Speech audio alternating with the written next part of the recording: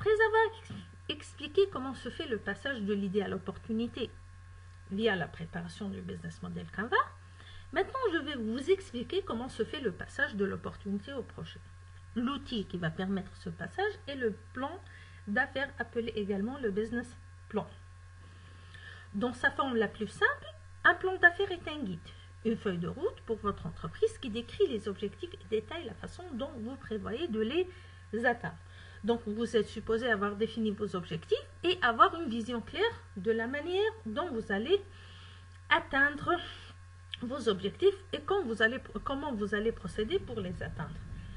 Donc, la différence entre le BMC et le business plan, on est en phase d'estimation, de chiffrage, de prévision, ce qui n'est pas le cas du BMC. Le BMC, il est là pour nous présenter ou bien nous donner une idée d'ensemble sur la cohérence des différents éléments requis pour la constitution de l'entreprise. Maintenant, en plus de la cohérence, on a besoin d'appuyer ça sur des chiffres. Bien sûr, les chiffres doivent être appuyés par des études sectorielles, par des enquêtes, par des prévisions qui ont été réalisées à la lumière de expériences d'autres entreprises qui ressemblent à la nôtre dans le secteur, etc.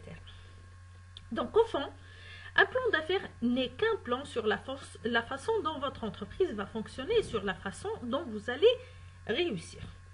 Et bien sûr, le plan d'affaires, il fera l'objet d'une formulation écrite dans laquelle l'entreprise précise ses objectifs, un chiffrage des opportunités commerciales, un prévisionnel financier, etc. Ainsi, les éléments qui doivent figurer sur le business plan sont les suivants.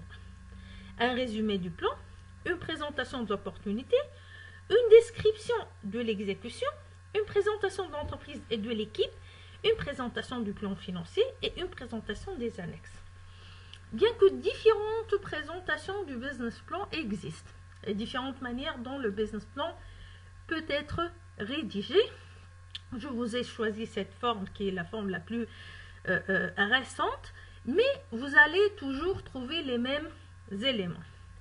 Vous allez justifier pourquoi vous avez choisi ce produit, quelle est l'opportunité, et vous allez faire un plan marketing, un plan production, un plan ressources humaines et un plan financier. Si vous regardez profondément, vous allez voir que ces différents plans existent dans les éléments que je viens de citer et qui doivent figurer sur le plan d'affaires. Commençons par la présentation du résumé. Le résumé de votre plan d'affaires présente votre entreprise, explique ce que vous faites, expose ce que vous recherchez auprès de vos interlocuteurs, c'est-à-dire les personnes à laquelle le plan d'affaires il est destiné, des investisseurs, des fournisseurs, l'État, etc. Bien qu'il représente le premier élément à figurer sur le plan d'affaires, mais ce résumé devrait être rédigé le dernier. Pourquoi ? Parce que vous devez avoir une idée claire sur votre projet, sur les éléments qui le composent, sur vos points forts, sur la cohérence, les interrelations entre ces éléments, et cela ne peut être réalisé qu'à la fin. Il est important de bien rédiger cette partie, car il est très courant que les investisseurs ne demandent que le résumé lorsqu'ils évaluent votre entreprise. Mais une fois qu'ils aiment ce qu'ils voient, ils donneront souvent suite à une demande de plan complet, voire même à une présentation d'un pitch ou bien à des informations financières plus approfondies. Donc, que doit figurer sur le résumé? D'abord, la présentation de l'entreprise en une phrase. Au nom de la page, juste sous le nom de votre entreprise, inclure un aperçu d'une phrase de votre entreprise qui résume l'essence de ce que vous faites. Cela peut être un slogan, mais il est souvent plus efficace que vous mettez votre proposition de valeur. La présentation du problème. Résumez le problème que vous cherchez à résoudre sur le marché et définir le besoin du marché auquel vous répondez. Après avoir exposé le problème, il est temps de mettre votre solution, c'est-à-dire expliquer brièvement comment votre produit ou service résout le problème ou satisfait le besoin en question. Vous allez par la suite préciser quel serait votre marché cible, c'est-à-dire définir le marché cible et les segments clients que vous allez viser. Il est important ici d'être spécifique pour convaincre les investisseurs. Si vous êtes en train de proposer des chaussures, il n'est pas logique de dire que toute personne qui a 2 pieds constitue votre marché cible. On ne peut pas viser tout le monde, mais là, vous allez vous spécifier. Quelle personne, quel type de client vous allez, est-ce que des sportifs, est-ce que vous allez viser des personnes qui travaillent dans des entreprises, qui travaillent en étant debout toute la matinée, en étant assis, etc. Et c'est en fonction des fonctionnalités que vous allez donner à votre produit. Présentation de la concurrence, c'est-à-dire expliquer comment le marché actuel est en train de faire face aux problèmes évoqués et de répondre aux besoins exprimés. Il est important de préciser ce qui vous distingue, bien sûr, par rapport à vos concurrents, de définir, ce faisant, votre avantage concurrentiel. De présenter l'entreprise et l'équipe, c'est-à-dire donner une brève description de votre équipe et de l'importance de chaque compétence dans le développement de l'entreprise. Et finalement, vous allez présenter un résumé, vous allez présenter un résumé du plan financier, voilà.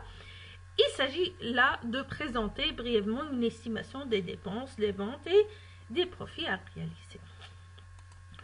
Une fois que vous avez déjà présenté votre résumé, il est temps de passer à la première chose à présenter, qui est l'opportunité.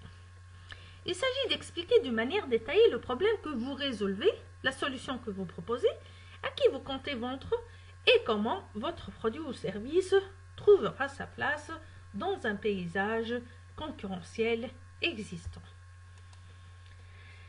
Il s'agit également de démontrer ce qui distingue votre solution des autres solutions déjà existantes et comment envisagez-vous élargir votre offre dans le futur. Bien que le résumé ait déjà donné une idée sur cette partie du business plan, mais ce plan, bien dans cette partie-là, vous allez expliciter davantage ce qui n'a pas été mis en détail dans le résumé, ou bien vous allez répondre à des questions supplémentaires qui n'ont pas été couvertes dans le résumé. Et dans l'esprit que cette partie est une des parties les plus importantes de votre business plan parce qu'elle va montrer que justement ce que vous êtes en train de faire est une bonne opportunité d'affaires et va mener à la réalisation ou bien à la vente d'un produit ou service qui est demandé sur le marché étant donné qu'il est en train de répondre à un problème vécu par les clients ou bien à un besoin qui n'est pas encore satisfait sur le marché. Donc, bien présenter l'opportunité, entrer en détail, définir exactement ce que vous allez proposer et vous distinguer par rapport à la concurrence, il est très important. Ceci nous amène à nous demander sur les éléments qui doivent figurer dans la partie opportunité.